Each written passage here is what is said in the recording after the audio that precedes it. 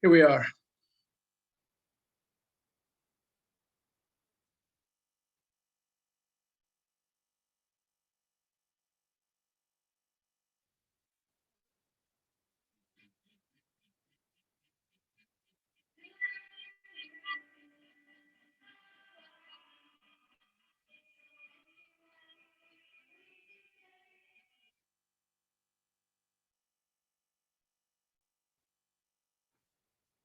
Like that one?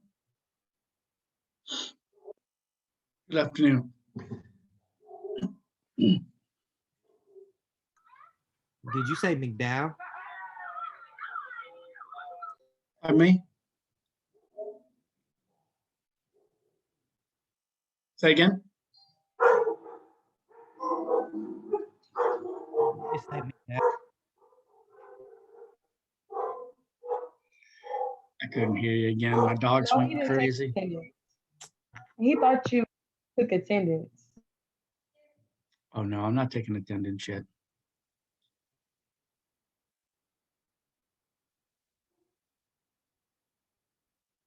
I was a UPS man at my door, making my dogs go crazy. Mr. Brown, not Mr. Prime. So today we're going to talk about grammar. We're sort of laying the foundation for grammar. Grammar is like one of those things that students think is a dirty four-letter word or whatever. Nobody likes to talk about it, but everybody uses it. If you use any kind of language with any kind of functionality, meaning that you are capable of communicating things, and you're using grammar. I'm going to show you a few things, but we're going to go over some of it kind of quickly. I'm just sort of making a point, and then we move on from the point and get to the grammar information. I've been in my past two classes. So in the past, if you had me, you know, I focus on vocabulary building, helping you all build your vocabulary a bit. I'm not so much doing the this semester because we're in Comp 2 and we're doing a little something different. But one of the words that has come up in the past that some of you may remember is demographics. Do you all remember demographics? What a demographic is?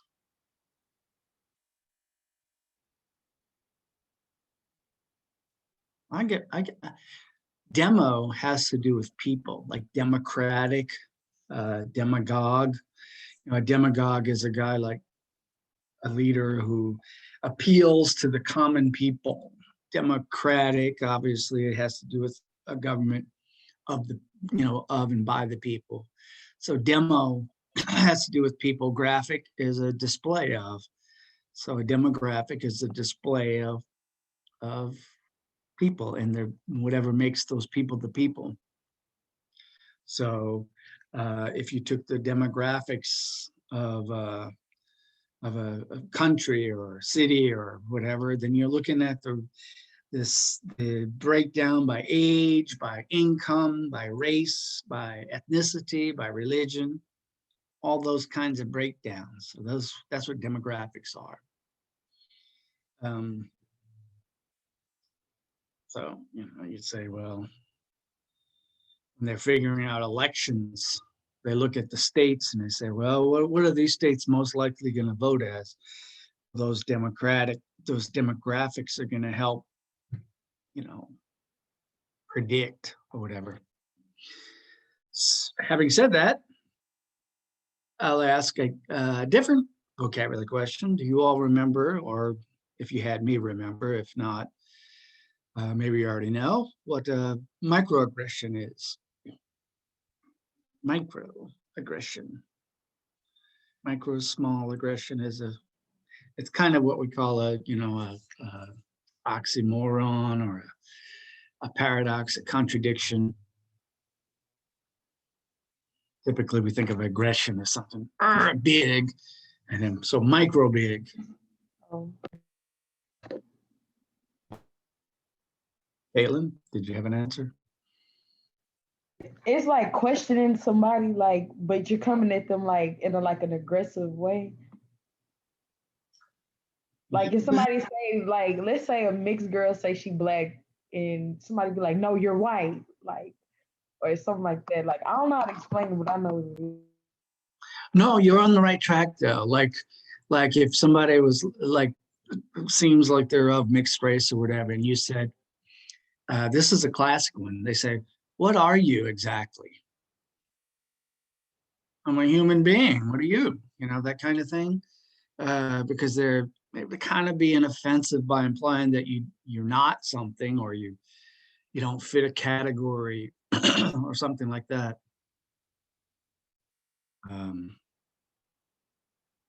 So that's, yeah, that could be one type where you're questioning somebody's personal, essence or their being. Any other examples? Microaggression. Who was that? That was Caitlin answered that. That was a very good answer for a girl. For a girl. That's a microaggression.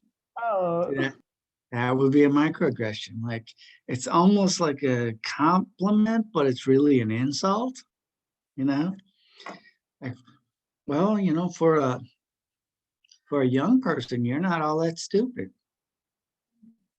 How are you supposed to take that? Is that a compliment? So I get this one a microaggression. lot. Huh? I get this one a lot. You're pretty for a dark skin. That would be a good example. Yeah. You're pretty Yes, me full. too. Yeah. Anytime somebody says you're something for, considering that you're also whatever else, that's like saying you're whatever the other thing is bad in general, right? Like being dark skinned would be necessarily bad, but you're okay, whatever. White people are classic for that with black people, and I don't know so much anymore, but you're okay for and you fill it in a blank. You're not like the rest of them. That would be a microaggression, as and implying that there's something bad about the basic essence of being something. So yeah, so go back to those demographics, and if somebody said something that's kind of offensive because of one of your demographics, whether any of those things, age, sex, religion, race, nationality, whatever, you're pretty smart for an American, that kind of thing. Or what was the one I was thinking? Anybody else have good examples? One off the top of my head, and I can't think of one now. What it was.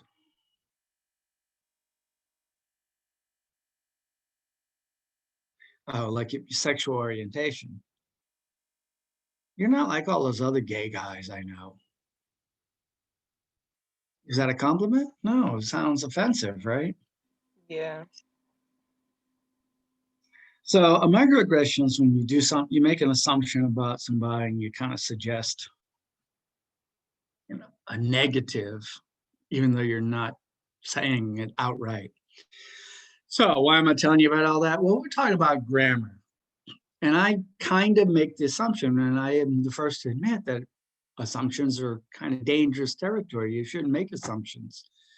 But I'll say, because I teach at an HBCU, I can kind of maybe make the assumption that I have a large percentage of young.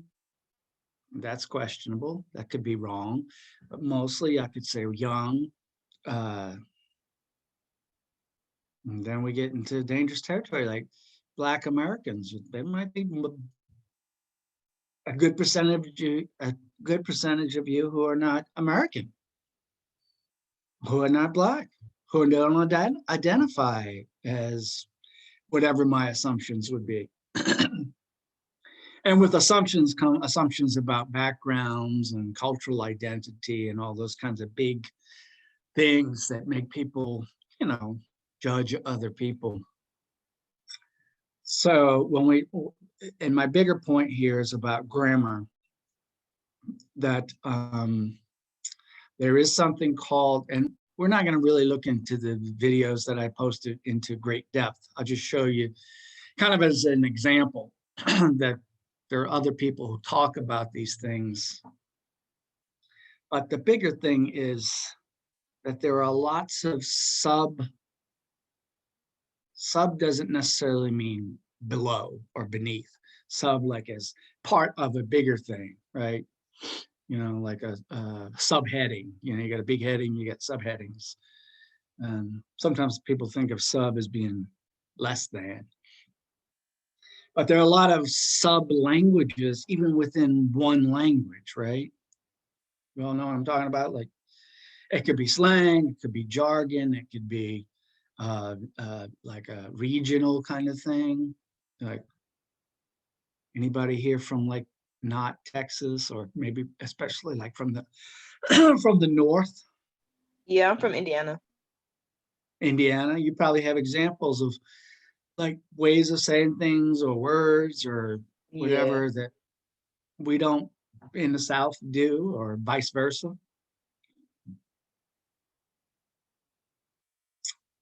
Anybody else have there's this thing called, I think it's called an accent tag.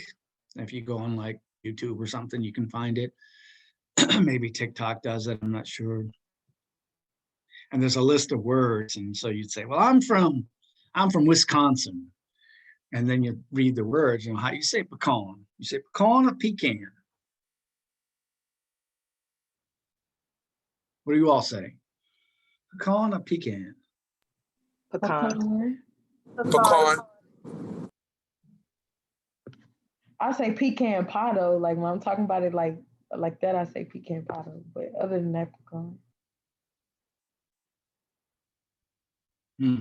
This pecan. is I say pecan both ways. Pecan pie, you know what I'm saying? The regular way. I say pecan. I say pecan. I don't know that pecan is wrong though. Like, I think people in Georgia say pecan, right? I'm not sure. That's like when like I say hair, but people here they say like hair. Like it just sounds different. They don't say hair or here, they say her or here. Like it just sounds real different. But they could tell that I'm not from here by saying just simple words like that. So you're saying you're not talking about hair, you're talking about being here? Yeah, I was saying both, but they said like when they said that where it sounds the same. So I have to really like listen because I say hair, but they said like her. I got you. But I say here and they say her. I'm here. I was getting my hair cut. Kind of sounds the same. Yeah.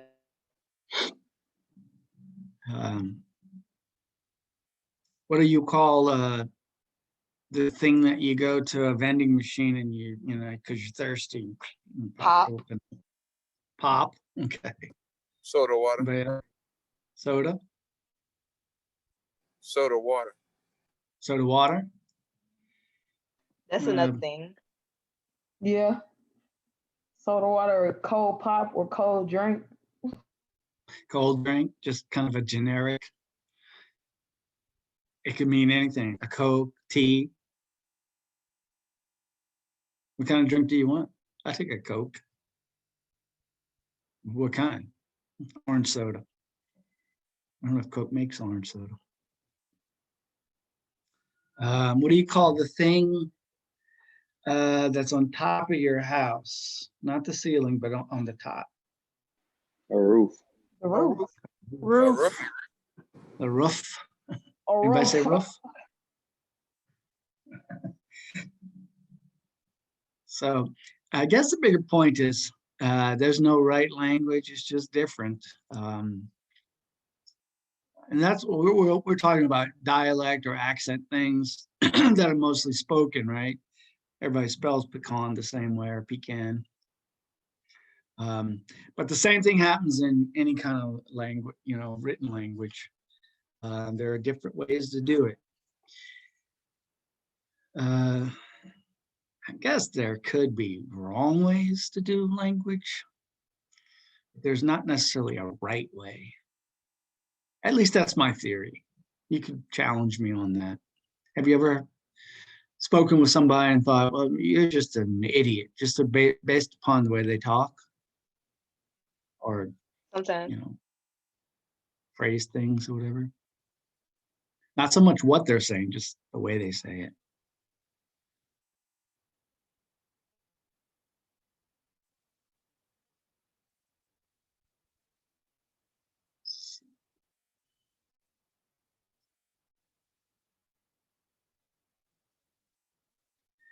There's a story I tell sometimes. I didn't make it up. I was in a linguistics class when I was in college. And the professor told a story about how dialect, the way you say things, can get you into trouble. And it was about this guy he was like from Alabama or something like that, where it kind of talked funny. And he was, he moved into like Florida or someplace like that, where there's less of a dialect. And he went down the road. This is back in the day, whenever. And he went into like a hardware store, and he said to the fellow behind the counter, he says, "Hey, mister, I'm wondering where I could buy me a piece of ass around here." And the clerk said, "Hey, whoa, we don't do that kind of thing around here." And the guy's like, "What? I just need a piece of ass." And the guy says, "No, well, we don't roll that way in our parts of the wood." Says, I need to put my fish in my milk. I need a piece of ass. He was saying ice. Oh, I was about to say, I was like, wait a minute. You need a piece of, back in the day, that's why they call them ice boxes, because you go buy a big giant piece of ice and put it in this box and it would keep your stuff cold. Good thing we don't have that anymore. That'd be a pain in the ass. So these videos right here, this Mr. McWhirter fellow,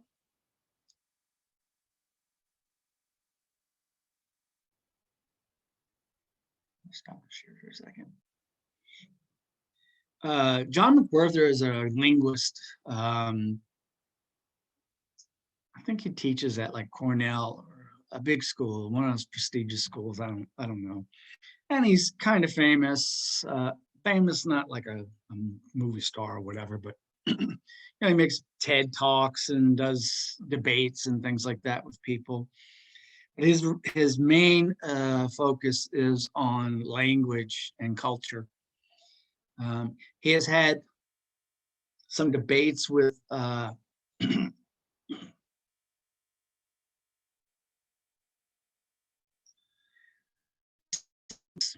think I'm saying his name right. Anybody know who Ta-Nehisi is? Coates, a young, I don't know how young he is now, but when he started, he was very young. He's like a high school dropout or something, but he's a Black American, he's been around for a little while, so I don't know how young he is now, but probably in the 30s or something. But he's a writer for, I don't know, like one of the big magazines, New York or something. And the reason that a lot of schools. Can you all hear that? This is not Ta-Nehisi Coates. What was I saying about Ta-Nehisi? Well, he's a Black American scholar, writer guy. He doesn't have a college degree or anything, so he can't really be a scholar, but he's like a scholar. And he writes about social issues and stuff. Well, McWhirter, this fellow that I'm showing you, Columbia, he teaches at Columbia, sorry. And Ta-Nehisi Coates have had debates about like rap music and the value of rap music, or the what would the opposite of value be? Like the bad effects of rap music or something. Let me know if you can hear it. Schools stop teaching grammar in a formal way is because of a new fashion that arose particularly in schools of education, which said that teaching the rules of standard English grammar was a political action and that it was oppressive to people whose home dialect or home language is something other than the mainstream Wonder Bread standard. And so for many people that meant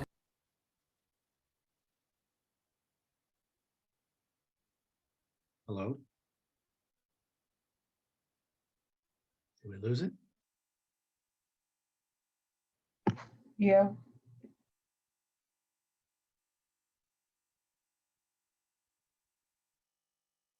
What if my internet's meant that to teach nouns, adverbs, verbs, what a quote-unquote proper sentence was in the old-fashioned way was not just old-fashioned but rude, that it didn't acknowledge the plurality among people in the way they talk.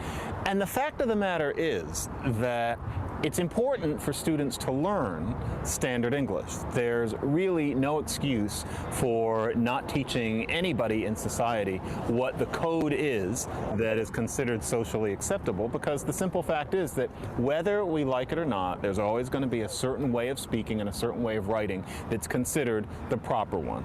However, what should change is the idea that when people casually speak or write in ways other than that standard way, that they're doing something wrong rather than something different. And it's really hard to wrap your mind around that, because we're so often told that there's something called grammar, that it has certain rules, and if you break those rules, it's wrong in the same way as doing arithmetic the wrong way. But it really just isn't true scientifically. Today, there are a great many things that we are taught are wrong or illogical or are not clear. What's interesting is that if you went back just 100 years, not 1,000, not 500, not to anything that we would consider a whole different stage of humankind, but just 100 years here in New York City, and you talk to people about what their notions were of what was proper English and what was improper English, they would often be completely different. Many of the things that they thought were wrong are things that we would never think of today. Many of the things that they thought were right were things that today we think of as awfully precious or as almost silly.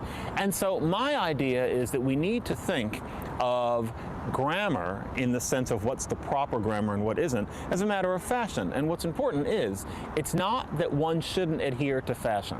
A person cannot, within a given time frame, walk around in the clothing of another time without being made fun of. And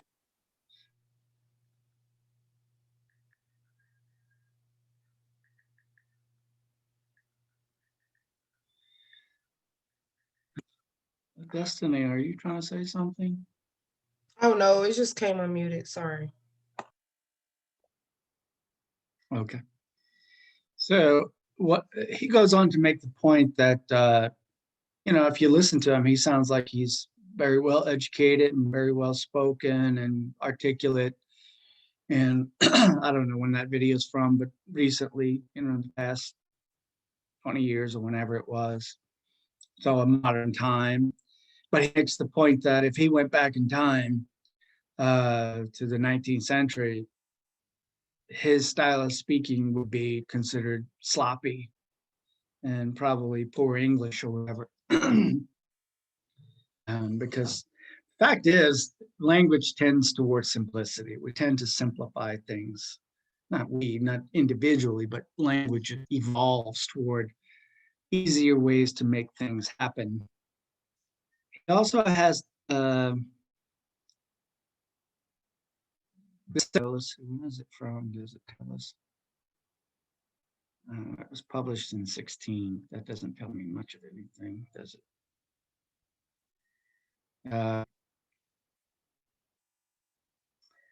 This other one here, anybody know what AA should be? AAVE is. I got it wrong. It's the same interview or whatever.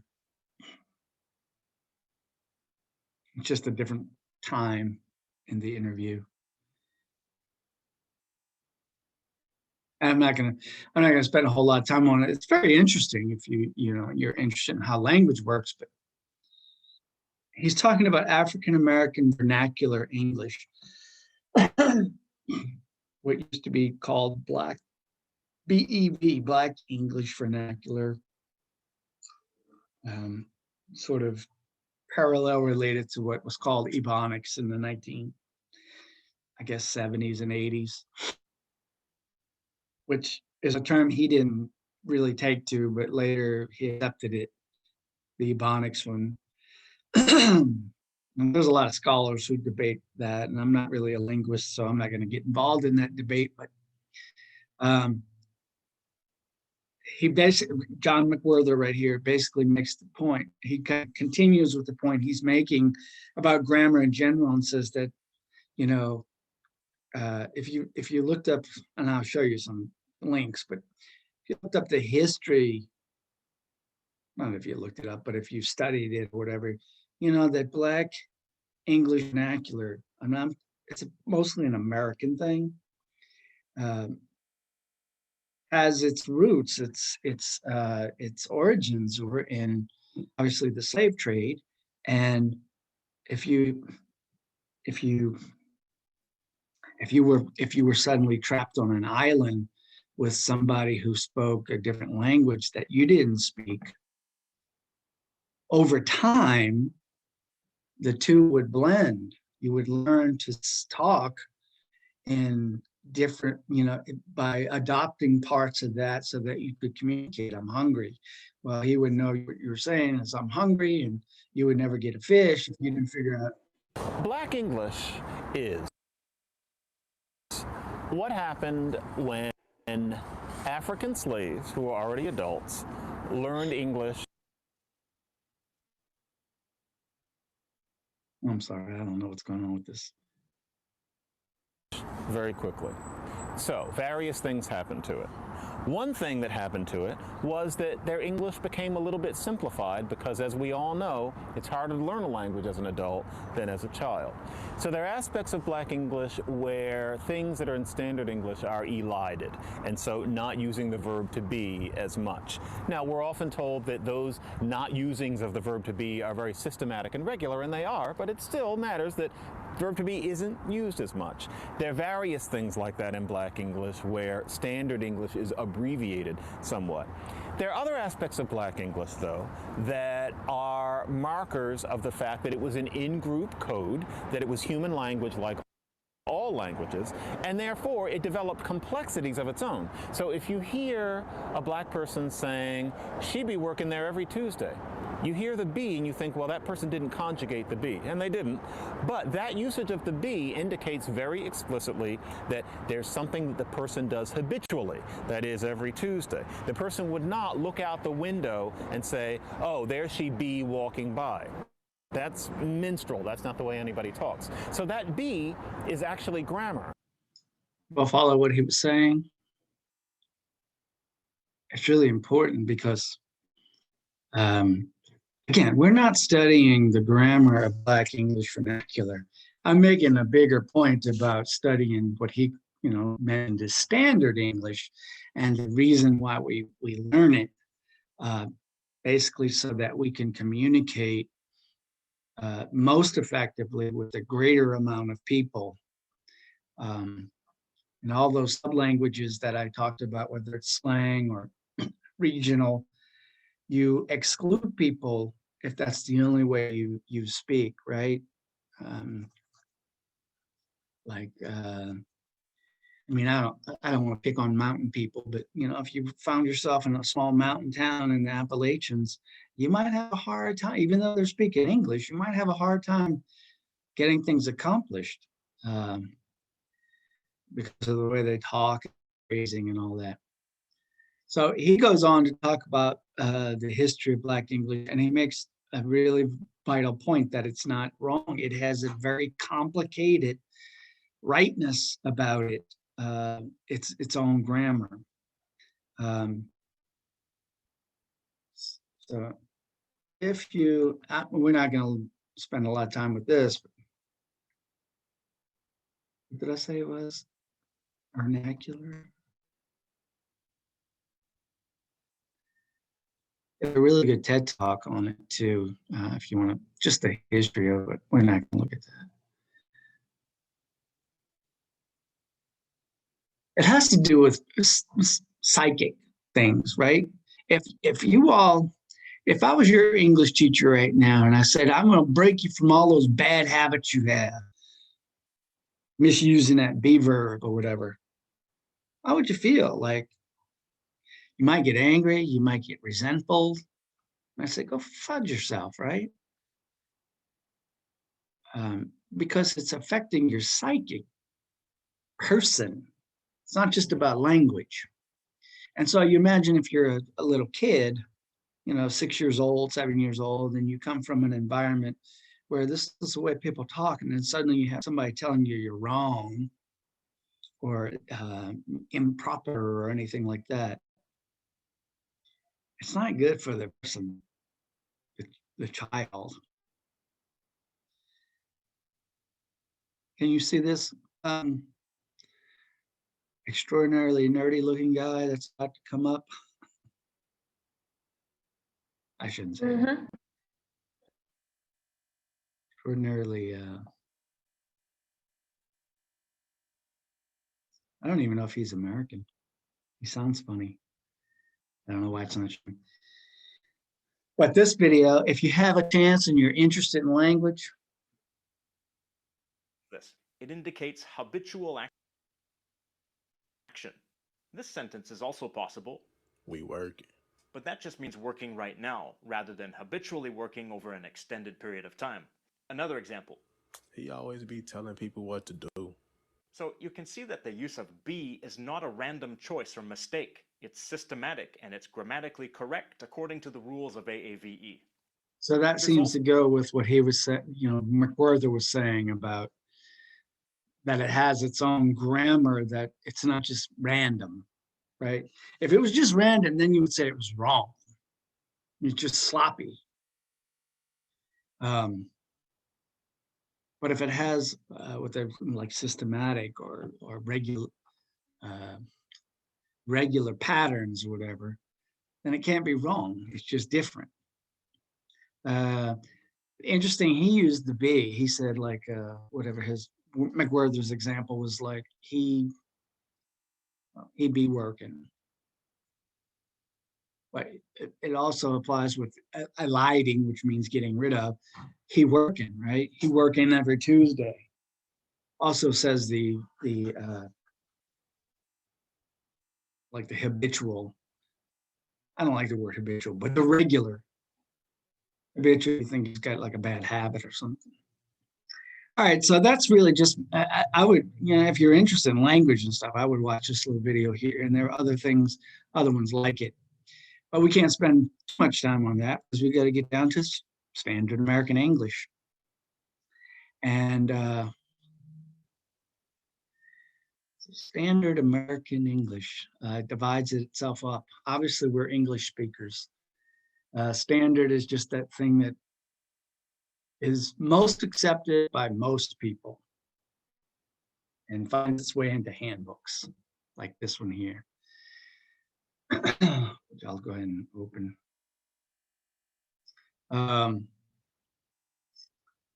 the American aspect just says that, I mean, if you came from like Jamaica or something, you're going to speak English, but there'd probably be a lot of differences. If you came from South Africa or Great Britain, for that matter, or Australia, or so on, places that speak English, but their grammar is different from ours. So we're going to look at something that's not on. You son of a gun.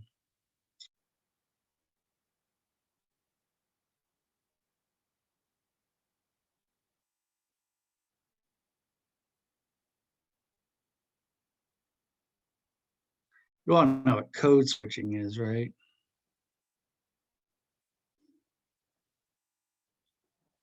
I looked it up one time, and there's something called code switching in computer technology, but that's not what I'm talking about.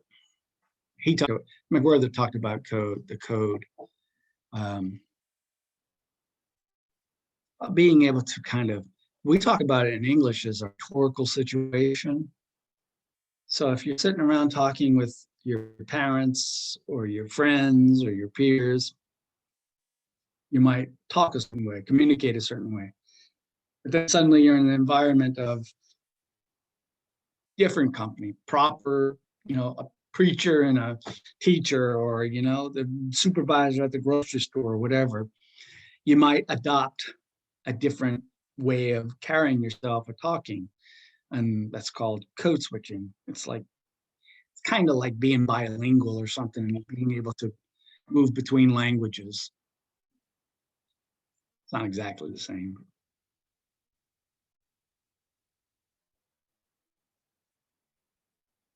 McGraw-Hill is a fancy, well-known publishing company. That's why I chose this link for the handbook purposes. Sooner or later, we're going to get to. I like to say bad words. I like to slip bad words, and I'm about to say some more bad words for you. I already said ass.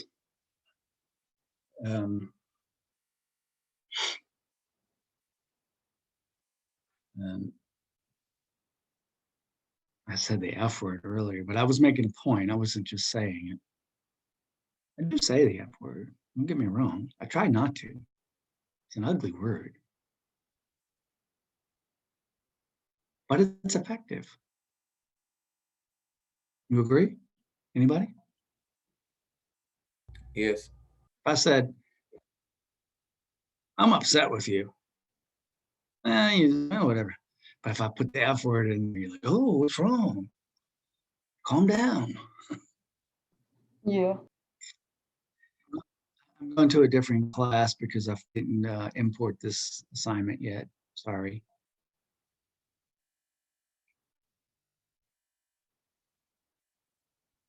Yeah. You're mad at somebody, you say, get out of my face. That's one thing. You say, get the out of my face. Carries a little more, I don't know, seriousness. I'm not saying bad language is good. It's just effective sometimes. I thought your New Year's resolution was to stop cussing. It is. I'm trying to cut back. We all backslide a little bit.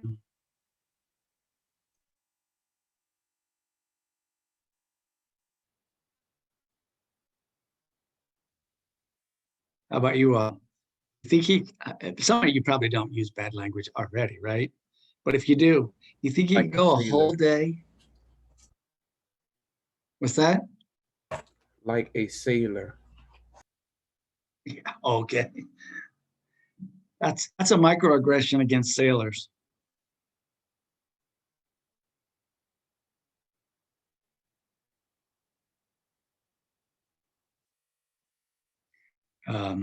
Try to go a day if you're somebody who uses spicy language. See if you can go a whole day and cut it all out, or catch up every time, and substitute something really lame. Like, look at that effing guy, instead say, look at that darn fellow over there. You probably lose friends. All right, we're gonna look at this grammar presentation thing right here. This is just my way of kind of introducing some of the topics we'll expand upon on Thursday. Mostly subject-verb agreement, which is the least prevalent, the least problem that I see at this level, at the college level, but it's the worst bad one if it happens, if that makes any sense. It's not good. It looks very ugly. We're just going to look at the first paragraph now. Can you all see the upcoming generation? You see that? Yes. Yes, sir. Anybody want to be my gracious orator and practice your skills at reading and presenting, and read the first paragraph for us? Sure, I got you. The upcoming generation of teenagers, to those in their early 20s, Hold on, my screen is blurry now.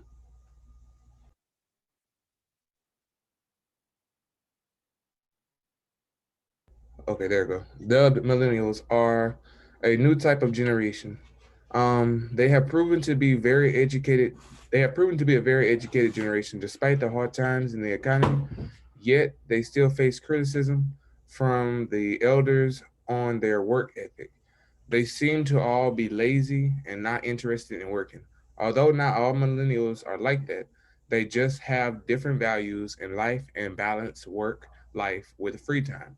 The criticism on their work ethic, which has many questioning do millennials have strong work ethic.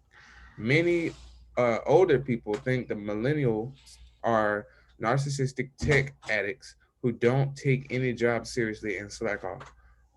What any other old person don't acknowledge is how the down economy makes have a strong work ethic hard because there are many rewards for putting forth extra effort.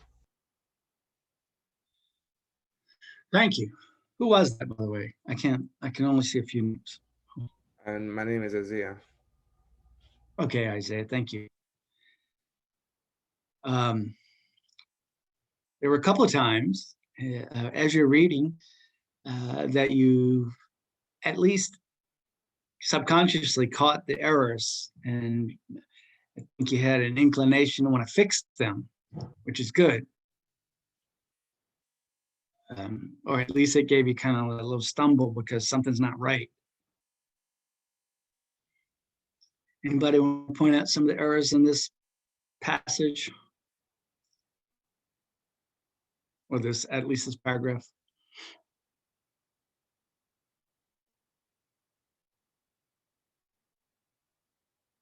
This was one that you slowed down on. Question. And So there's something actually wrong with the passage?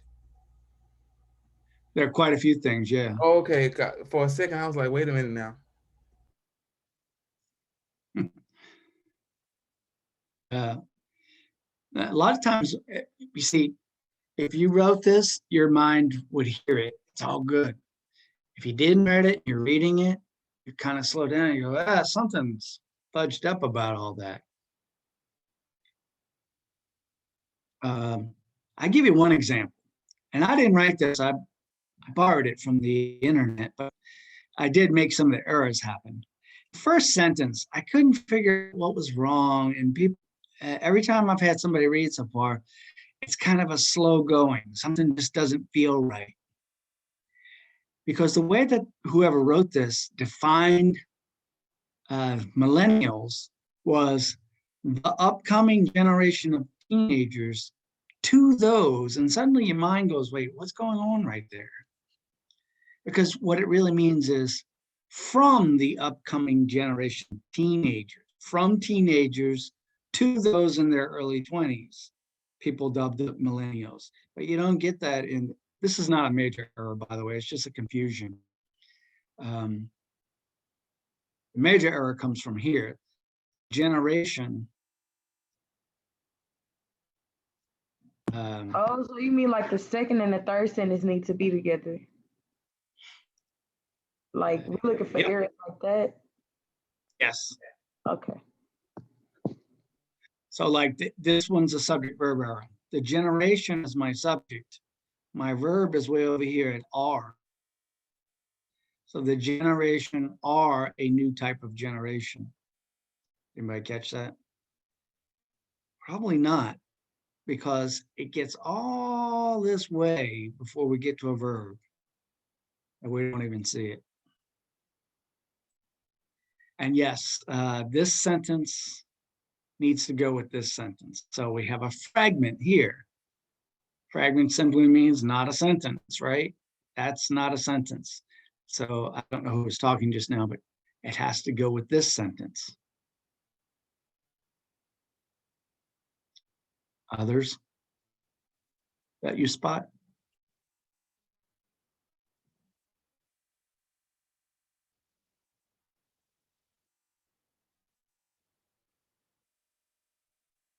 Although it needs to be a comment before, I mean a comma before although. They seem to be lazy and not interested in working, although not all millenniums are like that. How you say that word? I apologize. Millennials. Millennials. Yeah, you're right. This is a fragment.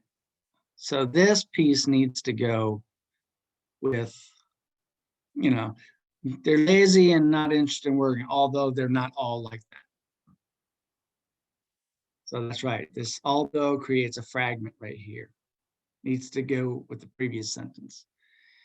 Before we move away from there, you all are, whether you like it or not, members of the millennials. Do you feel like this is accurate? Are you all lazy and They just mad because they can't use technology.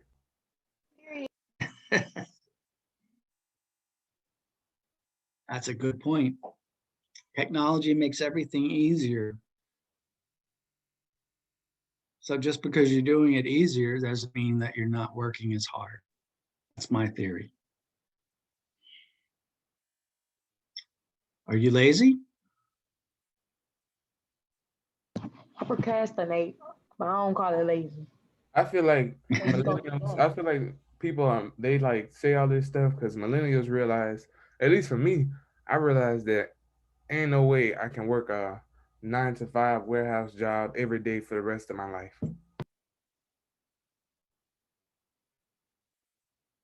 They used to doing like hard labor. They used to doing like physical labor and stuff like that. That's, you know what I'm saying. That's how they made a living. Um, I'm not like that. I'm not built like that. I'm built different. I feel like a lot of us feel that same way because I talked to a lot of people and they all say they couldn't work in like a regular 9 to 5 job. I think that's why everybody mad. All right. Anybody else? Well, this paragraph makes down here, it's in a fragment, there's another fragment, but that there aren't many rewards. So if I tell you, I'm going to pay you $200,000 to work 9 to 5 in a factory, you probably at least consider it then, right? How But if I long? tell you I'm going to pay you $12 an hour to work 9 to 5, then you're like, No. hell with that.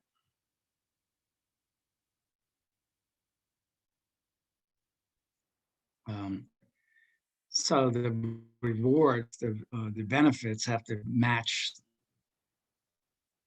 the effort or the, time that you have to put into something. I don't know if you pay me enough to work 9 to 5 in a factory, but maybe. $1 million an hour, I could go a week or two, retire. How about that? Okay, this sentence here is an error too, but I just can't figure it out. It's missing a verb. The criticism on their work ethic, because this phrase right here, this is what you need to know. This part that begins with which is extra. It's describing their criticism. But there's something else wrong. There's a verb or something missing. This part of the sentence never gets finished, right? What about the criticism? What's it do? This is also something called mixed construction here. And you all will probably do this in your writing. And it's a hard one to break from the habit. When you say,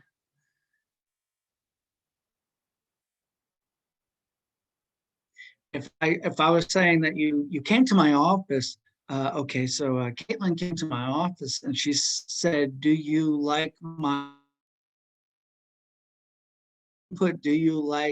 essay in quotation marks? That would be a mixed construction because, no, I'm sorry, I made a mistake there. If Caitlin came to my office and if I was telling you about how Caitlin came to my office and she said, do I like her essay? That's a mixed construction because that's not actually what Caitlin said. She would ask me whether I liked her essay or not. So this has the same thing happening in it. When we get to do millennials, If we put quotation marks around that, it would be okay. Otherwise, it would have to read, which has many questioning whether millennials have a strong work ethic. I put an extra apostrophe there just for kicks and shiggles. How about narcissism? You all know what that is? Vocabulary word for the day. We already got demographics, microaggression, now we get narcissist. Any narcissist among you all?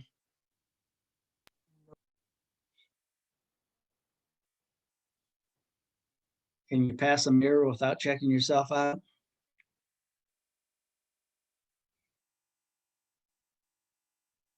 Have you ever took a selfie in front of a mirror? You're a narcissist. Because you are taking a picture of yourself in a glass that reflects you. Where's the focus in all that conversation? It's in me, right? On yourself. That's what narcissism is. Everything's about me, right? Oh, I know a few people like that. No matter whatever you do is right, whatever anybody else does is wrong. You're the best looking, you're the smartest, and so on. Sound like any presidents that we've had in the past?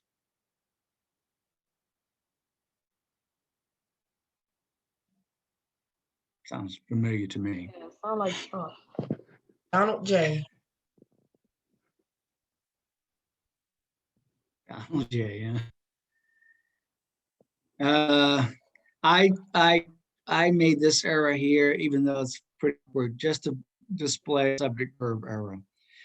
Here's the end. If you had me before, you know I'm about to say a bad word. I'm not really saying a bad word, but it sounds like I am. It's the he shit rule. He shit rule. He she it rule for subject verb agreement. He she it. And any older person is going to be a he or a she. He, she, or it rule says the verb will always have an S or an ES involved in it.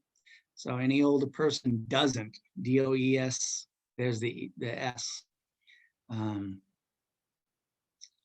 So I do, you do, we do, and they do, but he, she, or it does with the ES. I have, you have, we have, they have, he, she, or it has. Those are all irregular verbs. So if you found a regular verb like make, I make biscuits every day, you make biscuits every day, they make biscuits every day, but he or she, S or ES, makes. That's the basic rule for subject verb agreement. So what I'm going to do for you all between now and Thursday is I'm going to create what I'm calling a pre-quiz, because there's a subject verb quiz to take after Thursday. But what we'll do is I'll have you take the pre-quiz, and we'll use the pre-quiz on Thursday to go through it to, see how well you did for one, but also to elaborate upon the rule. And the rule is always going to come back to he, she, or it, S or ES. Present tense, except for to be. Past tense verb, was and were. He was my friend, she was my friend, they were my friends. So if you've ever heard anybody say they was supposed to be here earlier, that's the only time you would have a subject verb agreement problem in past tense with was and were. I don't think anybody does it the other way. Like she weren't here. She weren't here. No, I don't think anybody says that. In the handbook, one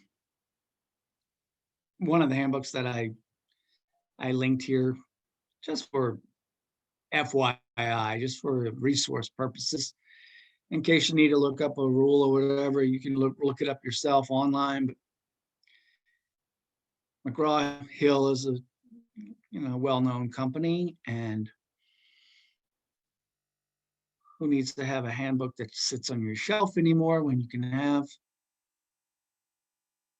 I just passed it up. Subject verb agreement. And if we went there, it's all about the S or the ES rule.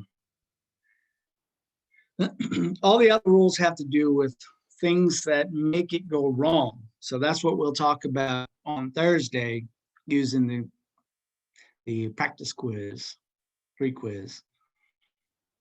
One that I would point out as we start to wind down for today is what's called an expletive. It's a pointing adjective. So if you're trying to announce the existence of thing, there's some apples in the refrigerator. What's wrong with that sentence?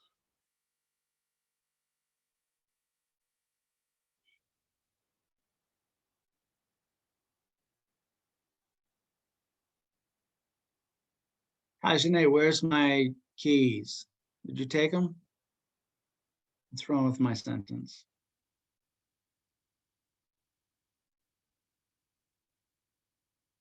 How about this one? This is a tough one. Correct. Where are my keys? Scissors. So that one gets all confusing because when you think of scissors, you think one thing, but technically it's two. If you looked at the origin words, a side is as a cutter, and you put two of them together and you have scissors. So it's actually two things, but it is plural either way. So where's the scissors? I'm sure you could hear somebody saying that, right? Tajane would say, where's the scissors? I need to cut my hair. No, she wouldn't say that. Other people. I can't remember how you said that was.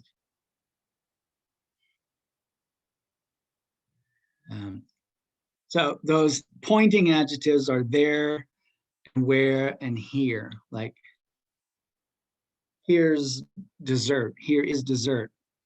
Here's some muffins. Now that's the subject verb error. So it should be here are some muffins. That's one of the tough ones, but it's a very common speech one. That's why I'm telling you about it.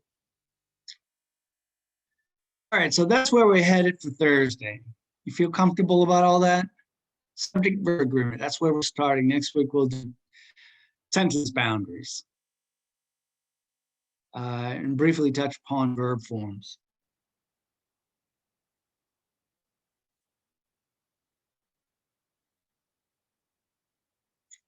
Let's see who's in presence today.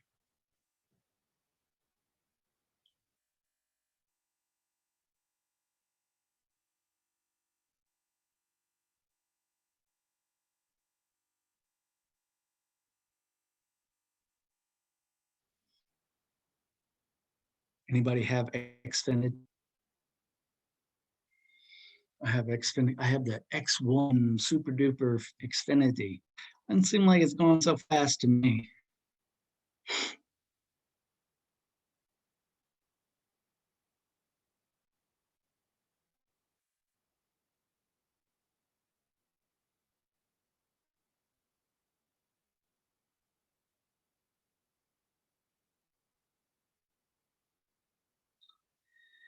All right, so let's see who's here.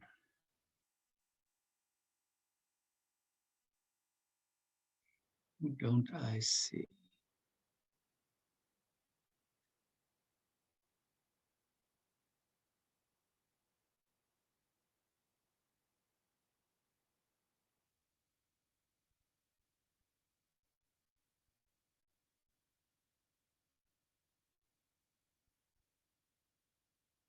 Oh,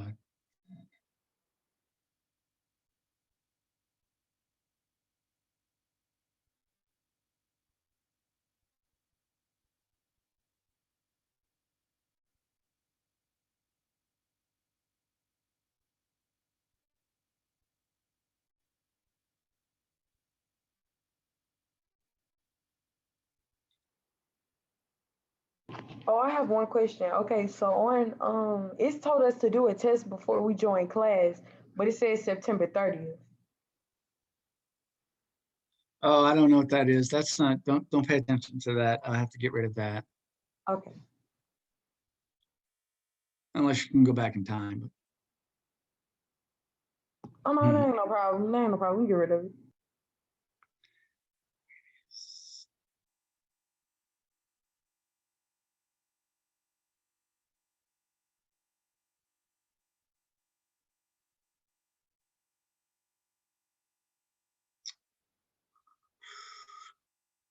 Victor, are you here? Yeah, I'm here. Okay, gotcha.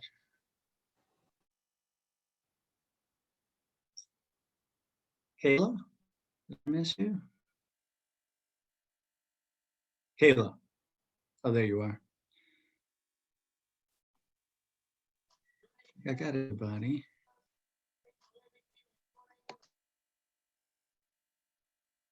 Make sure I saw you. Okay. All right. I got everybody. Got a Did full you give class. me Mr. Schmidt? I did. Thank you. I got everybody. So yeah, I'll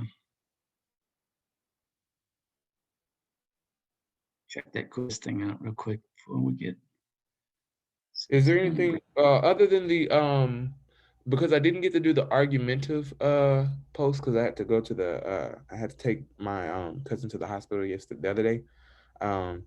But the argumentative post, can I still do that? And I was gonna ask you about it because I had missed class the first time because my schedule was kind of messed up. So it said something about the argumentative post. It said that y'all had talked about something in class. I was wondering what was it that y'all talked about in class? Well, all we talked about was the textbook and the prompt for the textbook. The argumentative post is just, just considering some conversations that you've had and how they fit into a type of argument. I didn't really get a chance to look at the class yet, but a lot of people are right on target with kind of getting the idea that we can't escape argument. So you probably have, when I'm talking about arguments, I'm not talking about yelling and screaming at people. I'm talking just when we're having conversations, we're always in some kind of convince another person, persuade another person, inform somebody, or whatever it is. So all that business that the linguistic stuff, the grammar and the videos I was showing you, kind of making an argument. I mean, it's not really my argument, but I'm putting it forth. You don't have to agree with it. Somebody else might feel differently about language and stuff like that. So that's what the assignment is, just to consider a couple of conversations you have and how they relate to the types of argument according to the textbook.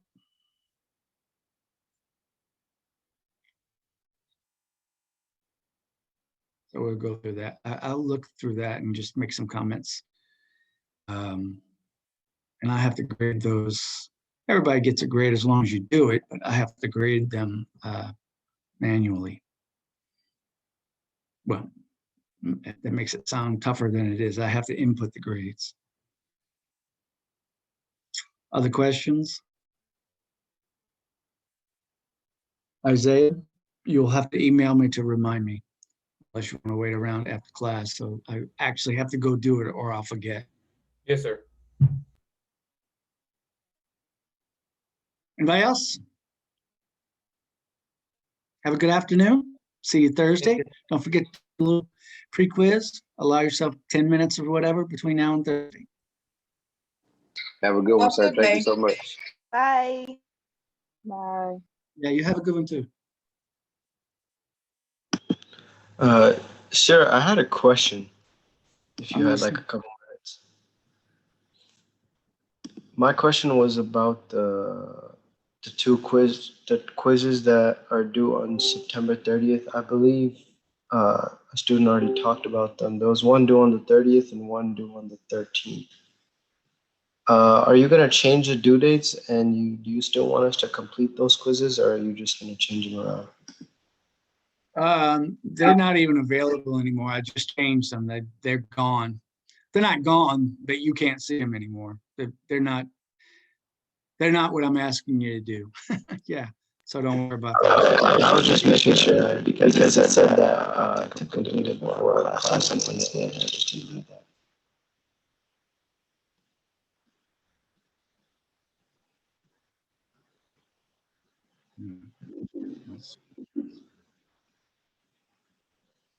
Yeah, there'll be a new quiz posted with the whole new date and time. All right, perfect. Thank you so much.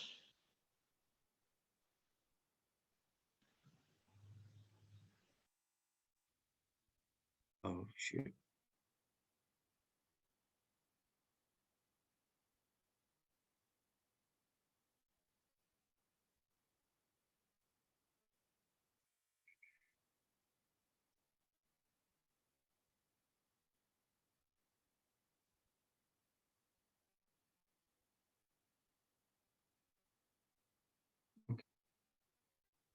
That should be it. Have a great one, everyone.